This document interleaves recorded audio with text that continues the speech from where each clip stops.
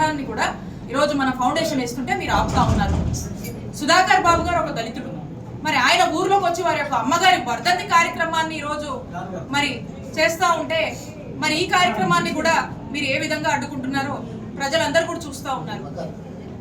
ఇదేమి రాజకీయము? ఇది ఒక్కసారి ఈ నియోజకవర్గ ప్రజలందరూ కూడా ఆలోచించాల్సినటువంటి అవసరం ఉంది.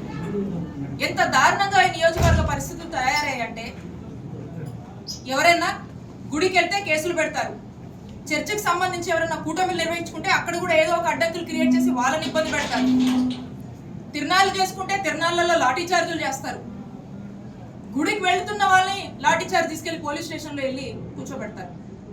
మరి ఈ రోజున వర్ధంతి కార్యక్రమం చేస్తుంటే కూడా మరి అలాగే అంబేద్కర్ గారి విగ్రహ ఫౌండేషన్ వేస్తుంటే కూడా ఇలాంటి వాటిని కూడా అడ్డుకునేంతగా దిగజారినటువంటి ఈ కూటమి ప్రభుత్వము మరి ఈ ఎమ్మెల్యే సమాధానం చెప్పాలి. ఇది కరెక్ట్ కాదు. ఇది ఒక నియోజకవర్గమే కాదు, ఈ గ్రామమే కాదు, రాష్ట్ర స్థాయిలో కూడా దళితులందరూ కూడా ఆలోచించాల్సినటువంటి విషయం. కూటమి ప్రభుత్వము ఏ విధంగా దళితులకు ఉన్నటువంటి మనోభావాల్ని ఏ విధంగా దెబ్బతీస్తుందో ప్రతి ఒక్కరు కూడా ఆలోచించాల్సినటువంటి అవసరం ఉంది. మేము ఇది ఇద్దరితో వదిలిపెట్టాం.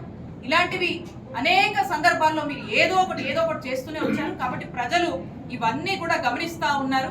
దీన్ని మేము తీవ్రంగా ఖండిస్తున్నాము. ఇలాంటి ఈ పనులు మీరు ఇప్పటికైనా మానుకోవాలని చెప్పి మిమ్మల్ని హెచ్చరిస్తా ఉన్నాం.